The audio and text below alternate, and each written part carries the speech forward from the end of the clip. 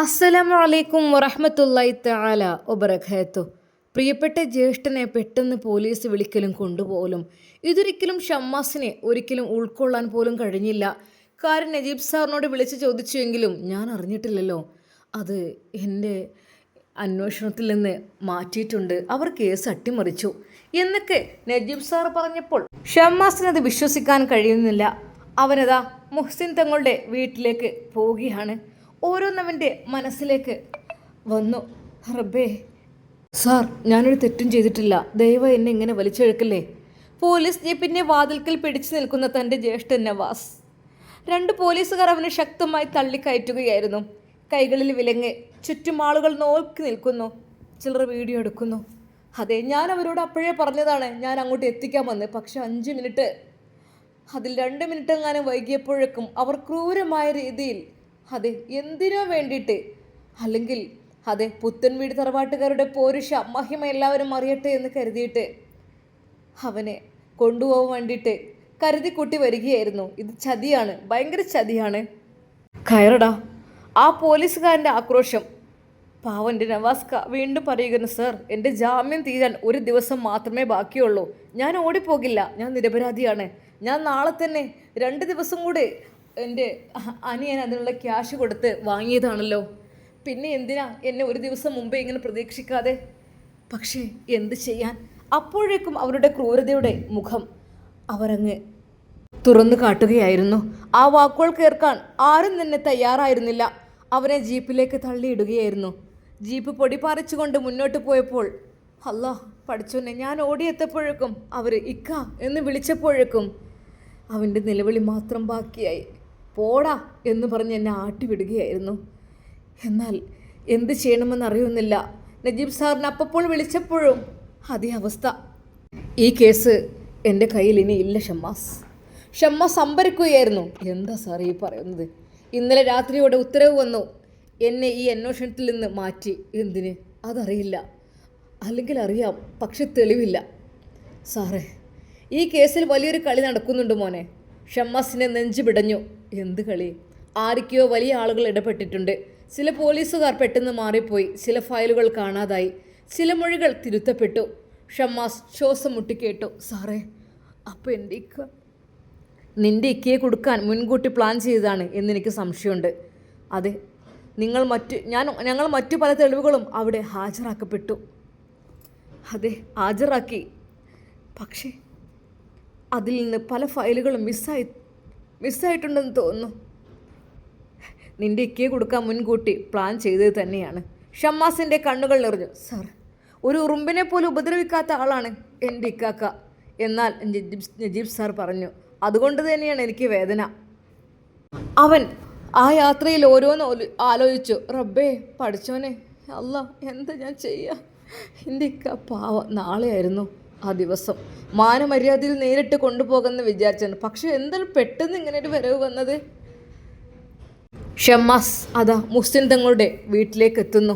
വലിയ തറവാട്, മുറ്റത്ത് മുല്ലപ്പൂവിൻ്റെ മണം. മുഹ്സിൻ തങ്ങൾ തസ്ബീഹ് ചൊല്ലിക്കൊണ്ടിരിക്കുന്നു.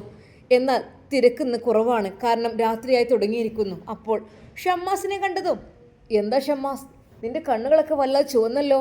ഇതുവരെ പിടിച്ചു നിന്ന ധൈര്യം ഒടിഞ്ഞു. ഷമ്മാസ് പൊട്ടിക്കരഞ്ഞു. ഇനി ആവില്ല തങ്ങളെ. അവൻ നിലത്തിരുന്നു. മുഹ്സിൻ തങ്ങൾ അടുത്ത് വന്ന് ചുമലിൽ കൈവച്ചു. കരയേണ്ട മോനെ, ആദ്യം സമാധാനമായി പറയും. എന്താ ഇത്രമാത്രം? ഷമ്മാസ് എല്ലാം തുറന്നു പറഞ്ഞു. പോലീസ് വന്നത്, ജീപ്പിലേക്ക് വലിച്ചിട്ടത്, നവാസിൻ്റെ കരച്ചിൽ, നജീബ് സാറിൻ്റെ വാക്കുകൾ, അന്വേഷണത്തിൽ നിന്ന് മാറ്റിയത്, എല്ലാം ഒന്നും മറച്ചു വെക്കാതെ മുഹ്സിൻ തങ്ങൾ ഒരു വാക്കുപോലും ഇടയിൽ പറഞ്ഞില്ല. എല്ലാം കേട്ട ശേഷം മാത്രമാണ് സംസാരിച്ചത്. ഷമ്മാസ്, തങ്ങളെ എടാ, ഇതൊരു സാധാരണ കേസല്ല. ഷമ്മാസ് മുഖം ഉയർത്തി. അതിൽ വലിയൊരു ചതി ഒളിഞ്ഞിരിക്കുന്നു. എനിക്കും അത് തന്നെയാണ് തോന്നിയത് തങ്ങളെ. തോന്നലല്ല, എനിക്കിപ്പോൾ ഉറപ്പാണ്. എങ്ങനെ? നിരപരാധിയുടെ മേൽ ഇത്രയും കുറ്റങ്ങൾ ഒരുമിച്ച് ചുമത്തുന്നത് യാദൃശ്ചികമല്ല. ഷമ്മാസ് നിശബ്ദനായി. ആരൊക്കെയോ തെളിവുകൾ ഉണ്ടാക്കുന്നു തങ്ങളെ. കള്ളസാക്ഷികളുണ്ടാവും. ഇപ്പോൾ ഇക്ക അവനെ വർഷങ്ങളോളം ജയിലിൽ കിടത്താനുള്ള പദ്ധതിയാണ്. ഷമ്മാസിൻ്റെ ഹൃദയം വിങ്ങി. മുഹ്സിൻ തങ്ങൾ മന്ദമായി തുടർന്നു. നിനക്ക് കുഞ്ഞിക്കതി അറിയാമല്ലോ? അറിയാം. അവൾ ഒറ്റയ്ക്കല്ല. അതെന്താ? അവളുടെ പിന്നിൽ പണത്തിൻ്റെ ശക്തിയുണ്ട്. വക്കീലോ? അങ്ങനെ ചില പോലീസുകാരോ സാധാരണക്കാരോ എല്ലാം. ഞാൻ പേരെടുത്ത് ആരെയും പറയുന്നില്ല, പക്ഷെ ചില കാര്യങ്ങൾ കണ്ടാൽ മനസ്സിലാകും. ഷമ്മാസ് ആകാംക്ഷയോടെ കേട്ടു. ചില ഉദ്യോഗസ്ഥർ പണം വാങ്ങിയിട്ടുണ്ടാകാം, അല്ലെങ്കിൽ എന്തെങ്കിലും കരാറിൽ ഒപ്പിട്ടിട്ടുണ്ടായിരിക്കാം. അല്ലാ, ചില രേഖകൾ മാറ്റിയിട്ടുണ്ടായിരിക്കാം. ഇത്രയും വലിയ ചതിയോ? അതെ. ഷമ്മാസ് തലയിൽ കൈവച്ചു. തങ്ങളെ, ഇനി ഞാൻ എന്ത് ചെയ്യും? കരയാൻ പാടില്ല. പക്ഷേ എൻ്റെ ഇക്ക. നിന്റെ ഇക്ക നിരപരാധിയാണെങ്കിൽ സത്യം മറഞ്ഞു കിടന്നാലും ഒരു നാൾ പുറത്തു വരും. അതുവരെ പോരാടണം. എങ്ങനെ? നിയമത്തിൻ്റെ വഴിയിൽ. പക്ഷേ എല്ലാവരും അവർക്കൊപ്പമല്ലേ? എല്ലാവരുമല്ല. മുഹ്സിൻ തങ്ങൾ എഴുന്നേറ്റു. പഴയ ഒരു അലമാര തുറന്നു. ഒരു ഫയൽ പുറത്തെടുത്തു. ഇതെന്താണെന്നറിയാമോ? 20 വർഷം മുമ്പ് നടന്നൊരു കേസ്.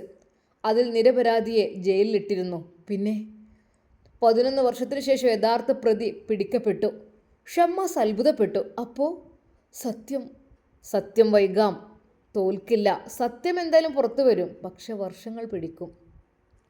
ഷമ്മാസ് ദീർഘനിശ്വാസമെടുത്തു. തങ്ങളെ, ഞാൻ എൻ്റെ ഇക്കാനെ എങ്ങനെ രക്ഷിക്കും? അതുമാത്രം പോരാ, പിന്നെ നിന്റെ ഇക്കയെ കുടുക്കിയവരെ നിയമത്തിന് മുമ്പിൽ കൊണ്ടുവരണം. ഷമ്മാസിൻ്റെ കണ്ണുകളിൽ ആദ്യമായി തീ പടർന്നു. ഞാൻ പിന്മാറില്ല. ആ രാത്രി അതാ ഷമ്മാസ് വീട്ടിലേക്ക് മടങ്ങുകയാണ്. തങ്ങളെ, ഞാൻ ഒന്നും വിഷമിക്കണ്ട, വിചാരിക്കണ്ട. എല്ലാം ശരിയാവും ഇൻഷാ അല്ലാ. കുറച്ച് ടൈം പിടിക്കുന്നേ ഉള്ളൂ. ആ രാത്രി ഷമ്മാസ് വീട്ടിലേക്ക് മടങ്ങുമ്പോൾ ആകാശത്ത് ചന്ദ്രൻ മേഘങ്ങൾക്കിടയിൽ മറഞ്ഞു നിൽക്കുന്നു. അവൻ്റെ മനസ്സിലും ഇരുട്ടുണ്ടായിരുന്നു, പക്ഷേ ആ ഇരുട്ടിനുള്ളിൽ ചെറിയൊരു വെളിച്ചവും തെളിഞ്ഞിരുന്നു. സത്യം കണ്ടെത്തണം. നവാസിൻ്റെ നിരപരാധിത്വം തെളിയിക്കണം. ചതി ഒരുക്കിയവരെ നിയമത്തിന് മുമ്പിൽ കൊണ്ടുവരണം. ആ പോരാട്ടം അന്നാണ് യഥാർത്ഥത്തിൽ ആരംഭിച്ചത്. ആ പോരാട്ടം ഒരു ജ്യേഷ്ഠനെ രക്ഷിക്കാനുള്ളത് മാത്രമായിരുന്നില്ല. അധികാരവും പണവും ചേർന്ന് സത്യത്തെ മൂടാൻ ശ്രമിച്ച ഒരു വലിയ ഗൂഢാലോചനയ്ക്കെതിരായ പോരാട്ടമായിരുന്നു അത്. ഷമ്മാസ് മനസ്സിൽ പതുക്കെ പറഞ്ഞു. ഇക്ക, നിങ്ങൾ ധൈര്യമായിരിക്കുക. അള്ളാഹുവിൻ്റെ സഹായം ഉണ്ടെങ്കിൽ ഈ ചതി ഒരു നാളും ജയിക്കില്ല. ഞാൻ നിന്നെ തിരികെ വീട്ടിലെത്തിക്കും. അതുവരെ ഞാൻ നിൽക്കില്ല. ശരിക്കും നവാസിനെ അത്രക്കും വലിയൊരു ചതിയിൽ ഉൾപ്പെടുത്തിയത് അതൊരിക്കലും സഹിക്കാൻ കഴിഞ്ഞില്ല. എന്നാൽ ഈ സമയം രാത്രി കനത്തിരുന്നു. പോലീസ് ജീപ്പ് സ്റ്റേഷൻ്റെ മുന്നിൽ പതുക്കെ നിന്നു. മഴ നനഞ്ഞ മുറ്റത്ത് മഞ്ഞ് വെളിച്ചം വീണ് കിടക്കുന്നു. ജീപ്പിൻ്റെ പിന്നിൽ വാതിൽ തുറന്നതും കൈവിലങ്ങണിഞ്ഞ നവാസിനെ പുറത്തിറക്കാൻ 2 പോലീസുകാർ മുന്നോട്ട് വന്നു. ഇറങ്ങടാ. ഒരു പോലീസുകാരൻ്റെ കർക്കശമായ ശബ്ദം. നവാസ് പതുക്കെ ഇറങ്ങി. മണിക്കൂറുകളായി യാത്ര ചെയ്തതിൻ്റെ ക്ഷീണം മുഖത്ത് വ്യക്തമായിരുന്നു. എന്നാൽ പുതിയതായി ചുമതലയേറ്റ വിഷ്ണു എന്ന് പറഞ്ഞ ഉദ്യോഗസ്ഥൻ, അയാളാണ് കഠിനമായ ഭാവത്തോടു കൂടി അവനെ നോക്കുന്നത്. നവാസിനെ നോക്കി അദ്ദേഹം പറഞ്ഞു, നടക്കടാ. നവാസ് ശാന്തമായി നടന്നു. സർ, എനിക്ക് പറയാനുള്ളത് ഒന്ന് കേൾക്കാമോ? വിഷ്ണു ഒരു നിമിഷം പോലും നിർത്തിയില്ല. സ്റ്റേഷനിൽ ആരാണ് എന്താണ് പറയേണ്ടതെന്ന് തീരുമാനിക്കുന്നത് ഞങ്ങളാണ്. ആദ്യം അകത്തേക്ക്. ലോക്കപ്പിന്റെ ഇരുമ്പുവാതിൽ തുറന്നു. തണുത്ത ചുമരുകളും ഈർപ്പമുള്ള നിലവും മാത്രം. നവാസിനെ അകത്താക്കി വാതിലടച്ചു. ഇരുമ്പുവാതിൽ അടയുന്ന ശബ്ദം അവൻ്റെ ഹൃദയത്തിൽ ഒരു മുറിവ് പോലെ പതിഞ്ഞു. ലോക്കപ്പിന്റെ മൂലയിൽ ഇരുന്ന് നവാസ് മുട്ടുകൾ ചേർത്ത് തലകുനിച്ചു. അവൻ്റെ മനസ്സിൽ വീണ്ടും വീണ്ടും തെളിഞ്ഞത് വീട്ടിലെ മുഖങ്ങളായിരുന്നു. ഉമ്മ, ഷമ്മാസ്, മക്കൾ, തങ്ങളെല്ലാവരും. അള്ളാഹുവേ, എൻ്റെ നിരപരാധിത്വം നീ അറിയുന്നവനാണല്ലോ. അവൻ നിശബ്ദമായി ദുആ ചെയ്തു. അപ്പോൾ പുറത്തുനിന്ന് വിഷ്ണുവിൻ്റെ ശബ്ദം കേട്ടു. നവാസ്. അവൻ എഴുന്നേറ്റു. സർ, നീ പറയുന്നതെല്ലാം സത്യമാണെന്ന് നീ കരുതുന്നുണ്ടോ? സർ, ഞാൻ ചെയ്തിട്ടില്ലാത്ത കാര്യമാണ് എൻ്റെ മേൽ വന്നിരിക്കുന്നത്. വിഷ്ണു കുറച്ചു നേരം അവനെ നോക്കിയിരുന്നു. നിന്റെ ഫയലിൽ എഴുതിയിരിക്കുന്നത് വേറെയാണ്. ഫയലിൽ എന്തെഴുതിയാലും സത്യം മാറില്ല സർ. വിഷ്ണു മറുപടി പറയാതെ തിരിഞ്ഞു നടന്നു. നവാസ് വീണ്ടും ഒറ്റക്കായി. അതേസമയം ഗ്രാമത്തിൻ്റെ മറുവശത്ത് ഷമ്മാസും ഉറങ്ങാതിരിക്കുകയായിരുന്നു. ഫോൺ ശബ്ദിച്ചു. നജീബ് സാറായിരുന്നു. ഹലോ ഷമ്മാസ്. സാറേ, വേറെന്തെങ്കിലും വിവരമുണ്ടോ? ഒരു കാര്യം പറയാനേ വിളിച്ചത്. പറ സാറേ. പുതിയ ഓഫീസറുടെ കീഴിലാണ് ഇനി കേസ്. ഷമ്മാസിൻ്റെ നെഞ്ചിടിപ്പ് കൂടി. ആരാണ് സാർ? വിഷ്ണു. അദ്ദേഹം എങ്ങനെയുള്ള ആളാണ്? നജീബ് സാർ ഒരു നിമിഷം മിണ്ടാതിരുന്നു. ഞാൻ ഒരാളെക്കുറിച്ച് വിധി പറയാൻ ആഗ്രഹിക്കുന്നില്ല, പക്ഷേ നീ ഒരു കാര്യം മാത്രം ചെയ്യണം. എന്താ സാറേ? നിയമത്തിൻ്റെ വഴിയിൽ മാത്രം പോരാടണം. ഓരോ രേഖയും സൂക്ഷിക്കണം. ഓരോ കാര്യവും കുറിച്ചു വെക്കണം. സാർ, എൻ്റെ ഇക്കാക്ക് എന്തെങ്കിലും സംഭവിക്കുമോ? അതൊന്നും മുൻകൂട്ടി പറയാൻ കഴിയില്ല, പക്ഷെ ധൈര്യം കൈവിടരുത്. അതെ, വിഷ്ണുവിനെ കുറിച്ച് നജീബ് സാർ ഒന്നും പറഞ്ഞില്ല. കുറച്ച് സ്ട്രോങ് ആണെന്ന് മാത്രം പറഞ്ഞു. കാരണം പാവം, വെറുതെ ഷമ്മാസിനെ വിഷമിപ്പിക്കണ്ടല്ലോ എന്ന് കരുതി. എന്നാൽ നവാസ് അതിനുള്ളിൽ ഇരിക്കുകയാണ്. എന്നാൽ വിഷ്ണു എന്ന് പറഞ്ഞ സാറ് അകത്തേക്ക് വന്നു. നവാസ്, ഇതെൻ്റെ കയ്യിൽ എന്തെന്നറിയോ? അയാളത് കൈകൾ ചുരുട്ടുന്നു. മുഷ്ടി ചുരുട്ടിക്കൊണ്ട് അയാൾ മോതിരത്തിലേക്ക് നോക്കി. ഈ മോതിരം എന്താണെന്ന് നിനക്കറിയോ? ഇതിൻ്റെ രുചി നീ അറിഞ്ഞിട്ടുണ്ടോ? അതെ, കളവ് മാത്രം പറയുന്ന ചില കുറ്റവാളികളുണ്ട്. ഇതുമായി ഇങ്ങനെ മുഖത്തേക്ക് ഇങ്ങനെ പ്രസ് ചെയ്താലേ രക്തം ഇങ്ങനെ എന്ന് പറഞ്ഞ് ചീറ്റും. അങ്ങനെ ചീറ്റിക്കഴിഞ്ഞാൽ എന്താവും? ഈ മോതിരത്തിൻ്റെ പാടുകളിൻ്റെ മുഖത്ത് നല്ല മാർക്കുണ്ടാക്കും. അതുമാത്രമല്ല, മണിമണിയായിട്ട് എന്തു വരും? അതെ, സത്യങ്ങൾ പുറത്തു വരും. പറയടാ, പറയാനാ പറഞ്ഞത്. എന്നാൽ പ്രത്യേകമായി നവാസിൻ്റെ മേത്ത് കൈ വെക്കരുത് എന്നൊരു നിർദ്ദേശം അവിടേക്ക് അപ്പോഴേക്കും എത്തിയിരുന്നു. അത് ആരുടെയൊക്കെയോ ഷമ്മാസിൻ്റെ നിർബന്ധപ്രകാരം ആരുടെയൊക്കെയോ വിളിച്ചു പറഞ്ഞിട്ട് ലോക്കപ്പിലേക്ക് അങ്ങനെ ഒരു ന്യൂസും എത്തിയിരുന്നു. ഞാനേ ഈ ഒരു ന്യൂസ് കേട്ടപ്പോഴാണ് വന്നത്. അതെ, ഞാൻ ഇന്നല്ലായിരുന്നു വിചാരിച്ചത്, നാളെ ഒന്ന് പൂശണമെന്ന് വിചാരിച്ചതായിരുന്നു. പക്ഷേ നവാസിൻ്റെ മേൽ തൊട്ടു പോകരുത്, കൈ വെക്കരുത് എന്നുള്ള നിർദ്ദേശം ഞങ്ങളുടെ പോലീസ് ഡിപ്പാർട്ട്മെൻറ്റിൽ ലഭിച്ചത് മുതൽ എനിക്ക് എൻ്റെ കൈ ധരിക്കാൻ തുടങ്ങി. കാരണം ലോക്കപ്പിൽ കിടന്നാൽ വെറുതെ വിടുന്നത് ശരിയല്ലല്ലോ, അതുകൊണ്ട് തന്നെ. അപ്പോൾ എൻ്റെ മോതിരത്തിൻ്റെ പാട് നിനക്കും വേണ്ടേ? നിനക്ക് വേണ്ടേ? സാർ, ദയവായി ഒന്നും ചെയ്യരുത്. എന്നാൽ അവൻക്ക് നിസ്കരിക്കണമായിരുന്നു. മഗ്‌രിബ് നമസ്കരിക്കണം, ഇശാ നമസ്കരിക്കണം, അതൊക്കെയുണ്ട്. സർ, എനിക്കൊന്ന് നിസ്കരിക്കണം. നിസ്കരിക്കണം അല്ലേ? നിസ്കരിച്ചോ, കുഴപ്പമില്ല, നിസ്കരിച്ചോ. എന്നാൽ പിന്നെ സംഭവം എളുപ്പമായി. സർ, ഞാനൊന്ന് ഉള്ളൂഹ് ചെയ്യാൻ. എന്തിന്? ആ ഉള്ള ഉള്ളൂമ്മലാണ് നിസ്കരിച്ചാൽ മതി. അവൻ്റെ ഒരു നിസ്കാരം. നിസ്കരിക്കടാ. അതെ, ലോക്കപ്പിൽ നിന്നുകൊണ്ട് അദ്ദേഹം നിസ്കരിക്കുന്നു. മറ്റു തടവുകാർ ഓരോരുത്തരും ഉറങ്ങിത്തുടങ്ങിയിരിക്കുന്നു. നവാസിന് മാത്രം ഉറക്കമില്ല. അവന് നിസ്കരിക്കണം, നിസ്കരിക്കണം, ആ ഒരു ചിന്ത. അങ്ങനെ അതാ ഉളൂഹ് ചെയ്യാൻ പോലും സമ്മതിച്ചില്ല. അവൻ നിസ്കരിക്കുന്നു. എന്നാൽ വിഷ്ണുവെ നോക്കി നിൽക്കുന്നു. നിൻ്റെ വിചാരം ഒരുപാടങ്ങ് കുമ്പിട്ടെന്ന് വിചാരിച്ചിട്ട് രക്ഷപ്പെടുമെന്നൊന്നും വിചാരിക്കേണ്ട. ഓരോ തെറ്റ് കുറ്റങ്ങൾ ചെയ്യുമ്പോൾ ഓർക്കണമായിരുന്നു. എന്താടാ എന്ന് പറഞ്ഞുകൊണ്ട് അയാൾ ലോക്കപ്പിനുള്ളിൽ കയറി. നിസ്കരിക്കുന്ന നവാസിനെ അത് അയാളുടെ കാലിൻ്റെ മുട്ടുകൊണ്ട് അങ്ങ് തള്ളി. ഒരു നിമിഷം അവൻ മറിഞ്ഞു വീണു. പക്ഷേ വീണ്ടും എഴുന്നേറ്റ് അവൻ അത്തഹിയ്യാത്തിലായിരുന്നു. അത്രക്കും അവന് ക്ഷമിച്ചു നിന്നു. എല്ലാം അള്ളാഹുവിൽ അർപ്പിച്ചു. അനങ്ങില്ലല്ലേ? നീ മറ്റൊരുത്തൻ്റെ ആളാണെന്ന് ഞാൻ അറിഞ്ഞു. അതായത് ഷമ്മാസ് എന്ന് പേരുള്ള കേളി കേട്ട ആ ഒരുത്തനുണ്ടല്ലോ, ഭയങ്കര ശക്തിമാനെന്നൊക്കെ പറഞ്ഞിട്ടിരിക്കണം. അവൻ്റെ ജ്യേഷ്ഠനാണ് നീ. അപ്പോൾ അവിടെ നിന്നുള്ള ഉത്തരവാദിത്തമായിരിക്കും നവാസിൻ്റെ മേത്ത് കൈവെക്കരുതെന്ന്. പക്ഷേ വിഷ്ണുവിൻ്റെ കയ്യിലെത്തിയാൽ ഒന്ന് കൈവെക്കാതെ ഞാൻ വിടാറ് പതിവില്ല. എഴുന്നേൽക്കടാ. സർ, എന്നെ ഒന്നും ചെയ്യരുത് സർ, ഞാനൊന്നും ചെയ്തിട്ടില്ല. അതെ, അടയാളം നിനക്കുമില്ല, ഞാൻ പറ്റില്ല. അവൻ ശക്തമായി അതാ നവാസിനെ പിടിച്ച് ഒരു മൂലക്കിലേക്ക് അങ്ങ് തള്ളുന്നു. അതെ, 2 അടി അപ്പോൾ തന്നെ കൊടുത്തു. എന്നാൽ അവൻ്റെ മോതിരക്കല്ലുകൾ കൊണ്ട് ശക്തമായ ആ മുഖത്തേക്ക്, നവാസിൻ്റെ വെളുത്തു തൊടുത്ത മുഖത്തേക്ക്.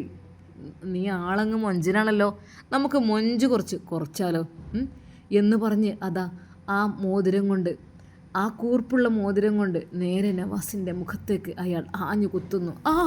അല്ലാ അല്ലാ, ഓ എൻ്റെ അമ്മ, എന്താ സാറേ? എന്നാൽ രക്തം ചീറ്റിയൊലിച്ചു. കണ്ടോ, ഈ ബ്ലഡ് ഇങ്ങനെ തെറിച്ചു വരുന്നത് കാണാൻ പ്രത്യേക ഭംഗിയാണ്. നിൻ്റെ വെളുത്തു തൊടുത്ത ആ ഒരു മനോഹരമായ വട്ടമുഖം, കറുത്ത താടിയും മീശയും മുടിയും, എന്ത് ഗ്ലാമറാ! ഈ ഗ്ലാമർ കണ്ടാലേ വല്ല പെണ്ണുങ്ങളിൽ വീട് പോവും. അപ്പോഴേ പ്രാക്ക് തട്ടാതിരിക്കാനാണ് ഈ ഒരു മുറിവ് ഞാൻ തന്നത്. ഇതിവിടെ ഒരു മുറിവായി രൂപാന്തരപ്പെടും, ഒരു പുള്ളിയായി മാറും, അങ്ങനെ അത് കറുപ്പ് നിറമാവും. അപ്പം നിനക്ക് കണ്ണേറും തട്ടില്ല. മനസ്സിലായല്ലോ?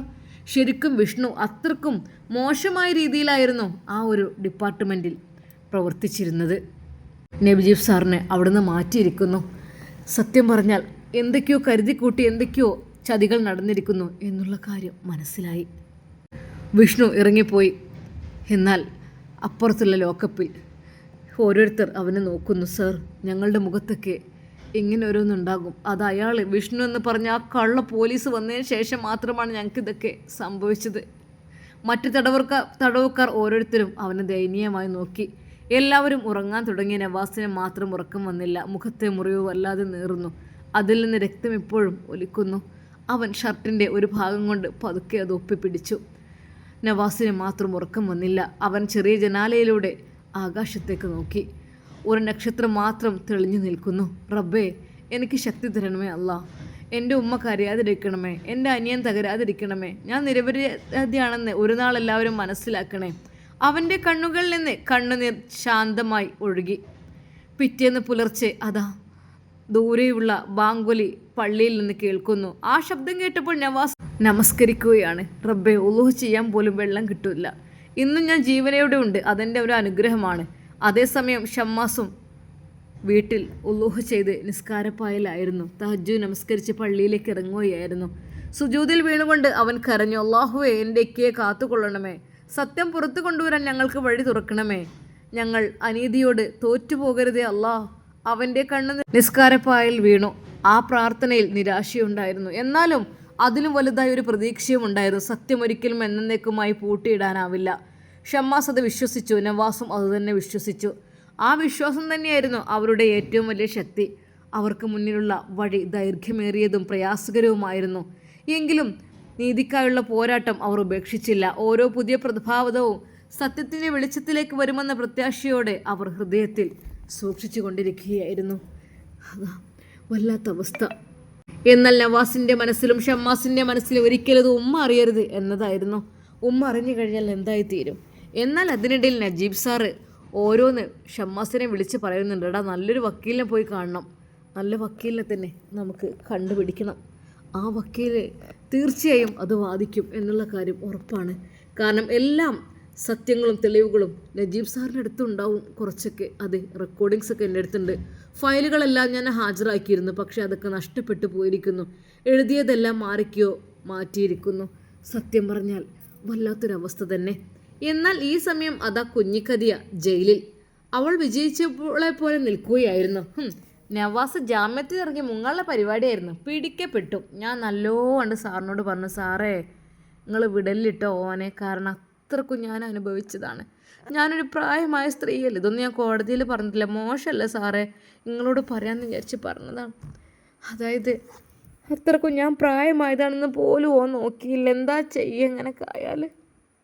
എൻ്റെ മോളാണെങ്കിൽ എൻ്റെ 2 പെമ്മക്കളും ഞാനും ഓൻ്റെ ഇരകളാണ് സാറേ. ഇനിയും ഇത് മറച്ചു വെക്കാനാവില്ല.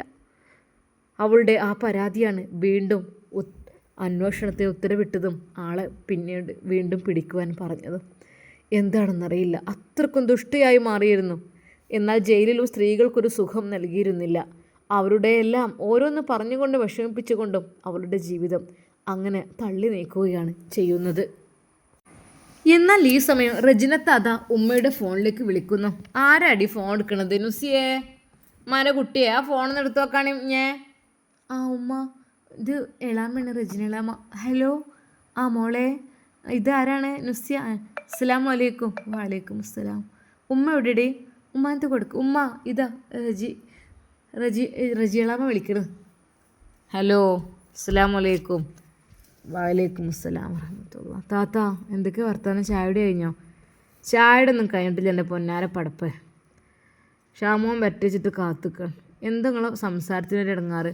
ഒന്നുമില്ല എൻ്റെ പൊന്നാര കുട്ടിയേ, എന്താ ചെയ്യുക? അല്ല താത്ത, നവാസിനെ പോലീസ് ഉണ്ടോയോ? ശരിക്കും? അതാ ഉമ്മ അത് കേട്ട് ഞെട്ടി. എന്താ റജിനജി പറയണത്? പോലീസോ? അത് പോലീസ് കൊണ്ടുപോയിന്ന്. കുട്ടികൾ ആരൊക്കെ കണ്ടു, ജീപ്പിൽ കൊണ്ടുപോണ്, പിടിച്ച് വലിച്ച് കയറ്റി കൊണ്ടുപോണ് കണ്ടു. നവാസ്കയാണ് അതെന്നൊക്കെ പറഞ്ഞു. ഞാൻ പറഞ്ഞു ഓനൊരിക്കലും അങ്ങനൊന്നും ആവില്ലല്ലോ. അതൊന്നും ഒരിക്കലും ഇല്ല. എന്താ കുട്ടിജി പറയണത്? എൻ്റെ കുട്ടീനെ പോലീസ് ഉണ്ടാവും എന്തിന്? എന്നാൽ അത് കേട്ട് നുസൈബ്, ഉമ്മ എന്താ? ഉമ്മ എന്താ മോളെ? അല്ലാ. എന്നാൽ അപ്പോഴേക്കും അതാ ഉമ്മയുടെ കൈകളിൽ നിന്ന് ഫോൺ വഴുതി വീഴുന്നു. നുസൈബ് അത് വാങ്ങി. ഹലോ, എന്താ റജിനത്ത നിങ്ങൾ പറയണത്? അല്ലേ, ആരൊക്കെ പറഞ്ഞിട്ട് നവാസിനെ പോലീസ് കൊണ്ടേക്കണം. അതാണ് മോളെ, എനിക്ക് സമാധാനമല്ല, കയ്യും കാലും കുഴഞ്ഞിട്ട്. അല്ലാ ഉമ്മ. അപ്പോഴേക്കും ഉമ്മ അതാ ആ സോഫയിലേക്ക് പതുക്കെ അങ്ങ് വീഴുന്നു. ഹലോ എളാമ്മ, ഞാൻ വിളിക്കട്ടോ. ഉമ്മക്ക് ചെറിയൊരു ക്ഷീണം തോന്നുന്നുണ്ട്. ആയിക്കോട്ടെ. പഠിച്ചോനെ. ഉമ്മ, ഇതമ്മ ഈ വെള്ളം കുടിച്ചാണേ. അതെ, ഐഷുമ്മ തളരുകയായിരുന്നു. അല്ലാ, എൻ്റെ കുട്ടിയോടെ റബ്ബേ. അല്ലാ പഠിച്ചോനെ, പഠിച്ചവനെ ഷാമോനും വന്നിട്ടില്ലേ? ഉമ്മ ഈ വെള്ളം കുടിച്ചാണ് ഇത്. ബിസ്മില്ലാഹിർ റഹ്മാനിർ റഹീം. വേണ്ട മോളെ, എൻ്റെ കയ്യും കാലും തളരണടിൻ്റെ കുട്ടിയെ. ഉമ്മാനെ കൊണ്ട് വെയ്യല്ലോ എൻ്റെ ഉമ്മ. അല്ല. അപ്പോഴേക്കും അതാ ഐഷുമ്മ അവിടെ സോഫയിലേക്ക് അങ്ങ് തളർന്ന് വീണു. ഉമ്മ വീണപ്പോൾ തന്നെ അതാ അവൾ കാലുകളെല്ലാം എടുത്തു വെച്ചു, നേരെ നീർത്തിക്കിടത്തി, മുഖത്തെ വെള്ളം കൊണ്ട് തടവി. ഉമ്മ ഉമ്മ എന്തുമ്മ? ഉമ്മ പേടിക്കണ്ടോ? ഉമ്മ ഉമ്മ അത് ചോദിച്ചതല്ലോ, ഒന്നുമില്ലല്ലോ ഉമ്മ. ശരിക്കും നുസൈബക്കും പേടിയായി. പഠിച്ചോനെ എന്താ ചെയ്യുക? അപ്പോഴേക്കും മിസ്സിരി ഓടിയെത്തി. അത് സമീറയും. എന്തു ഉമ്മക്ക് പറ്റിയത് എന്ന് പറഞ്ഞുകൊണ്ട് ഉമ്മ ഉമ്മ അതെ കൈക്കുഞ്ഞുമായി സമീറി ഓടിയെത്തി. ഒരു കുഞ്ഞിറങ്ങുകയാണ്, നുസൈബയും ഒക്കെ. പഠിച്ചോനെ ഉമ്മക്ക് എന്താ റബ്ബെ പറ്റിയത്? അല്ലാ, ഷാമോനെ കാണാനില്ലല്ലോ. ഉമ്മ ഉമ്മ ഉമ്മ പഠിച്ചോനെ. അവൾ പെട്ടെന്ന് തന്നെ ഫോൺ എടുത്ത് ഷമ്മാസിനെ വിളിക്കുന്നു. ഹലോ ഇക്ക, ഉമ്മാക്ക് എന്തു പറ്റി? നുസി എന്തു പറ്റി? ഞാൻ അത് വരുന്നു. അപ്പോഴേക്കും ഷമ്മാസ് അതാ ഓടിയെത്തി. എന്താ ഉമ്മക്ക് പറ്റിയത്? ഉമ്മക്ക് എന്താ പറ്റിയത്? ഫസീലയും അപ്പോഴേക്കും കുഞ്ഞുവിനെയും വിളിച്ചു. റബ്ബേ എന്താ പഠിച്ചോനെ പറ്റിയത്? അല്ലാ. എന്നാൽ സൗദ മാത്രം അവിടെ നിന്ന് എഴുന്നേറ്റില്ല. തള്ള ജീവൻ പോണം, എന്നാലേ ഇവിടുത്തെ അധികാരം അവകാശമൊക്കെ നിൽക്കുള്ളൂ. ഇതിൻ്റെ ഒരു ഭരണം ഭരിക്കാൻ എന്താന്നില്ലേ, എന്തൊക്കെയാണ് നടക്കുന്നുണ്ട് തോന്നുന്നുണ്ട്. ഉമ്മ എന്താ ഉമ്മക്ക് എന്ത് സംഭവിച്ചത്? ഉമ്മക്കൊന്നും ഇല്ലായിരുന്നല്ലോ. ഷമ്മാസ് ഓടിയെത്തി ഉമ്മയെ വാരിയെടുത്തു. ഉമ്മ ഒരു ഹോസ്പിറ്റലിൽ പോകാം. ഉമ്മയെ ഷമ്മാസ് അതാ വാരിയെടുക്കുന്നു. നേരെ അതാ കാറിലേക്ക്. ഇക്ക, ഉമ്മക്ക് എന്താ പറ്റിയത്? എന്താ? ഉമ്മക്കൊരു ഫോൺ കോൾ വന്നതാണ്. അത് രജനത്തിയാണ് വിളിച്ചത്. എന്താ പറഞ്ഞത്? അത് എന്താ നുസി, എന്താ ഉമ്മയോട് ആരോ വിളിച്ചു പറഞ്ഞത്? ഷമ്മാസിന് ഏറെക്കുറെ കാര്യങ്ങൾ മനസ്സിലായി. അത് പിന്നെ പോലീസ്. എന്നാൽ അതാ നവാസ്ക എന്നുള്ള പേര് നുസൈബക്ക് പറയാൻ കഴിയുന്നില്ലായിരുന്നു. കാരണം ഫസീലത്ത് തൊട്ടടുത്തുണ്ട്, ഗർഭിണിയാണ് അവർ. ഒരു പക്ഷേ ടെൻഷനായി അവരും കൂടെ ബോധം നഷ്ടപ്പെട്ട് കഴിഞ്ഞാൽ എന്തായി തീരും റബ്ബെ. ഒരിക്കൽ പോലും നുസി പറയണ്ട ഒന്നും, നീ കയറി വണ്ടിയിൽ. അപ്പോൾ തന്നെ അതെ ഞങ്ങൾ മോളെ കൊണ്ടുപോകുന്നുണ്ട്, മോനെ ഇവിടെ നോക്കണം കേട്ടോ. അപ്പോൾ തന്നെ അതാ ഷമ്മാസ് വണ്ടിയെടുത്ത് പോകുന്നു. നുസൈബ കുഞ്ഞിനെയും കൊണ്ട് കൂടെ കയറി. അപ്പോൾ അതാ മിസ്സിരി പറഞ്ഞു, ഞാനും വരാം. ഉമ്മാൻ ഒറ്റയ്ക്കാവുമ്പോൾ. എന്നാൽ അവൾ പറഞ്ഞു, എന്നാൽ മിസ്സിരി പോര്. അങ്ങനെ അതാ മിസ്സിരിയും ഷമ്മാസിൻ്റെ കാറിൽ അതാ നുസൈബയുടെ കൂടെ കയറി. ഉമ്മ അല്ലാ. ഉമ്മ ഷമ്മാസിന് ആകെപ്പാട് ടെൻഷനായി. റബ്ബേ ഞാൻ എന്താ റബ്ബേ ചെയ്യുക? എനിക്കറിയുന്നില്ലല്ലോ അല്ലാ. എൻ്റെ ഉമ്മ, എൻ്റെ ജീവിതമൊക്കെ തകർന്നു അല്ലാ. ഷമ്മാസ് വിതുമ്പിക്കരയുകയായിരുന്നു. ഒരു ഭാഗത്ത് അതാ നവാസ്കയുടെ ആ വേർപാട്, എന്നാൽ മറ്റൊരു ഭാഗത്ത് അതാ എൻ്റെ ഉമ്മയുടെ ഈ ഒരു അവസ്ഥ. ഉമ്മയോട് ആരാ റബ്ബേ എന്താ പറഞ്ഞത്? ഉമ്മയോട് എന്തിനത് പറയാൻ നിന്നത്? നുസി എന്താണ്? ആരെ വിളിച്ചത്? അത് റെജിനും എളാമ വിളിച്ചതാണ്. അവർ വിളിച്ചിട്ട് പറഞ്ഞു നവാസ്കയെ പോലീസ് കൊണ്ടുപോയിന്നോ. എന്താ മക്കളൊക്കെ പറയുന്നത് കേട്ടു, ശരിയാണോ എന്ന് ചോദിച്ചാൽ വിളിച്ചത്. അല്ലാ, എന്താ സത്യം? യഥാർത്ഥ സത്യം എന്താണ്? നവാസ്ക എങ്ങോട്ടാണ് പോകുന്നത്? നുസി ഞാൻ പറയാം, ഇപ്പോൾ തൽക്കാലം പറയേണ്ട നേരമില്ല. അങ്ങനെ അതാ ഷമ്മാസ് വളരെയധികം സ്പീഡിൽ നേരെ അതാ ഹോസ്പിറ്റലിലേക്ക് കൊണ്ടുപോകുന്നു. ഉമ്മയുടെ സ്ഥിരമായി കാണിക്കുന്ന ആ ഡോക്ടറുടെ അരികിലേക്ക് തന്നെയാണ്. അതെ, അവരുടെ സ്വന്തം സിറ്റി ഹോസ്പിറ്റലിലേക്ക് തന്നെയാണ് അവർ കൊണ്ടുപോയത്. ഷമ്മാസിന്റെ കാർ നഗരവീഥികളിലൂടെ പാഞ്ഞു പോയിക്കൊണ്ടിരിക്കുകയാണ്. ഹോൺ മുഴക്കിക്കൊണ്ടിരിക്കുന്നു. ഓരോ സിഗ്നലും ഓരോ നിമിഷവും അവനൊരു യുഗം പോലെ തോന്നി. പിന്നിലെ സീറ്റിൽ ഐഷുമ്മ അബോധാവസ്ഥയിൽ കിടക്കുകയായിരുന്നു. നുസൈബ അവരുടെ കൈകൾ മുറുകെ പിടിച്ച് തുടർച്ചയായി ദുആ ചൊല്ലിക്കൊണ്ടിരിക്കുകയാണ്. അല്ലാഹുവേ റബ്ബേ, ദിക്റുകളും ദുആകൾ കൊണ്ടും അതാ അവർ മിസ്രിയും നുസൈബയും അത് ചൊല്ലിക്കൊണ്ടിരിക്കുന്നു. ഉമ്മ ഒന്ന് കണ്ണു തുറന്നാണ് ഉമ്മ, ഞങ്ങൾ വിട്ടു പോവല്ലേ ഉമ്മ. നുസൈബ കരയാൻ തുടങ്ങി. മിസ്രിയുടെ കൈകൾ വിറക്കുന്നുണ്ടായിരുന്നു. അവൾ കരച്ചിലെടുക്കാൻ ശ്രമിച്ചെങ്കിലും കഴിയുന്നില്ല. എന്നാൽ നുസൈബ ഇക്ക വേഗം ഒന്നുകൂടി സ്പീഡിൽ.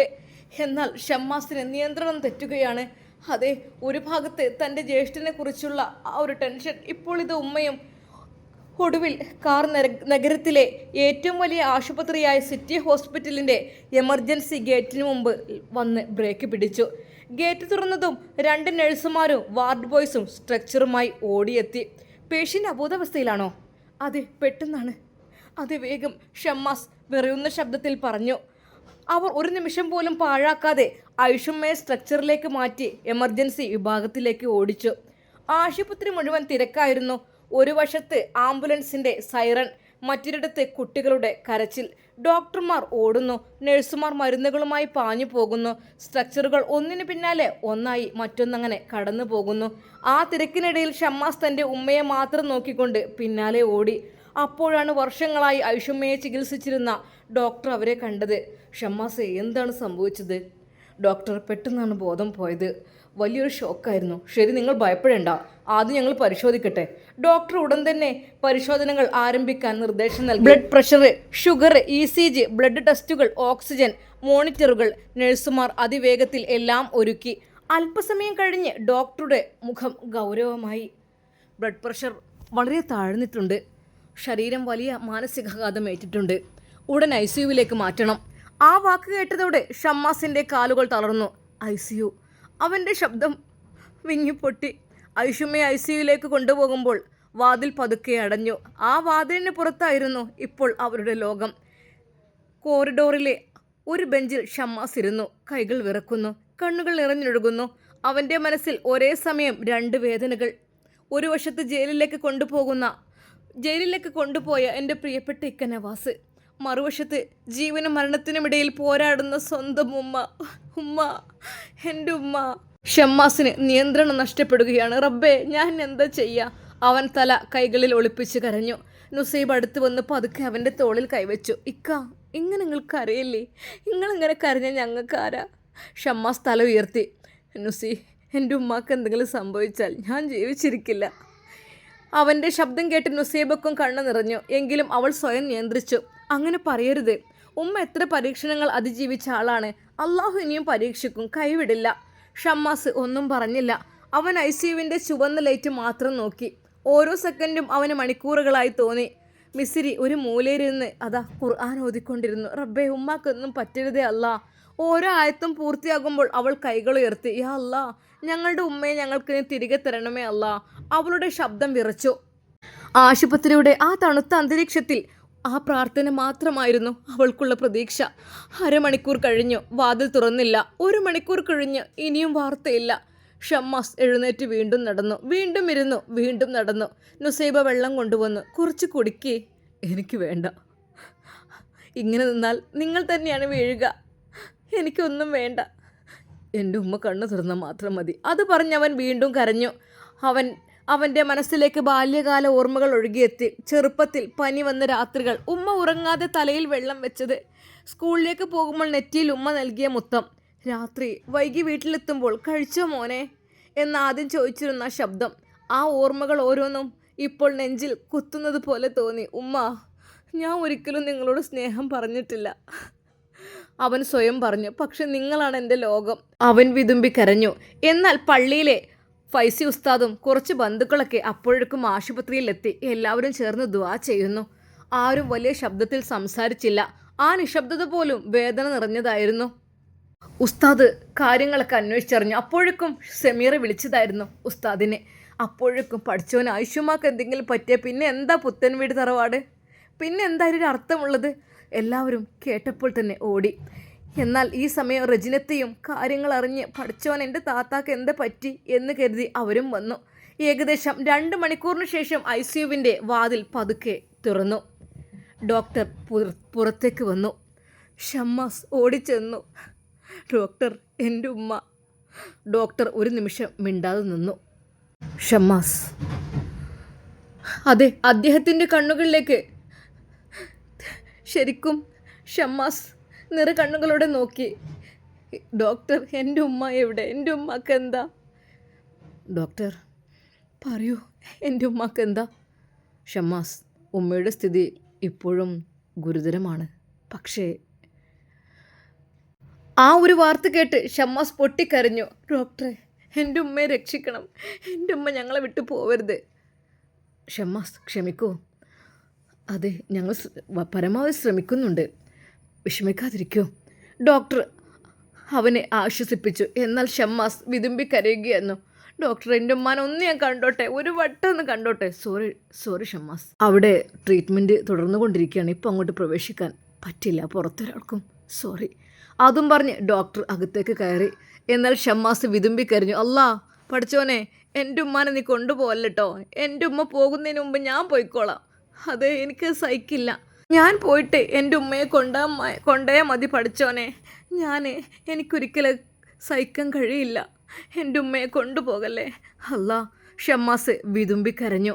ഇൻഷാ അല്ലാ ആയുഷമ്മക്ക് എന്ത് പറ്റി?